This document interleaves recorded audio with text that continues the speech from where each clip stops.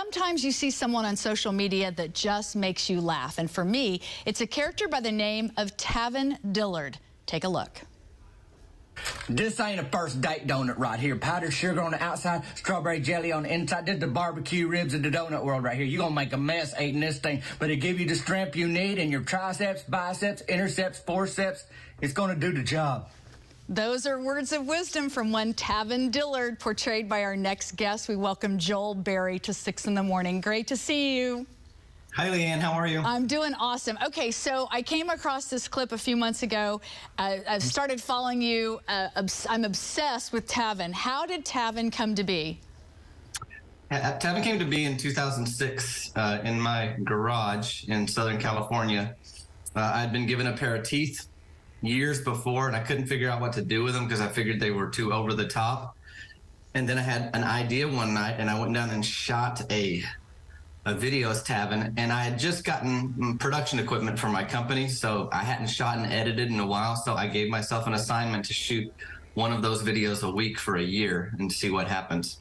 And the next thing you know, and of course social media has just exploded, giving you a wonderful platform for people to meet Tavin. Now, not only do you portray Tavin, but you are a professor, you are a filmmaker, and you're originally from Arkansas, so that's kind of a local boy for us. Yes, yeah, I grew up in Dardanelle, Arkansas, right next to Russellville there on the Arkansas River. And I'm in California now. Yeah, and I do a few things. And so many people that are in the arts kind of find themselves in that position, I think, where you don't know how much money you're going to make that month, so you better have a few things cooking. So yeah, I teach part-time at a college. I have a production company, and I am turning out Tavin videos consistently. Does it surprise you, the popularity of Tavin? And what, I guess, do you hear from your followers?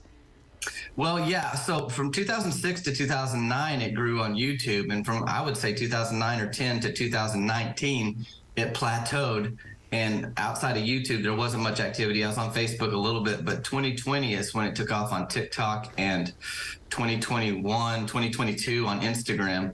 And so, yeah, people feel like they know Tavin, they know somebody like Tavin, they get into the story, because it's not just a joke and punchline, which is some of it, but I'm building an entire world and an entire town, and it seems to resonate with people in small towns in other countries, not just in the South and Midwest. Someone from Oregon's like, this reminds me of my town. I think it's a small town thing in a lot of ways. Well, and when we spoke earlier, I asked you about where does Tavin live, and that he really doesn't have a town per se, but there are all these places within the town that we can all kind of relate to.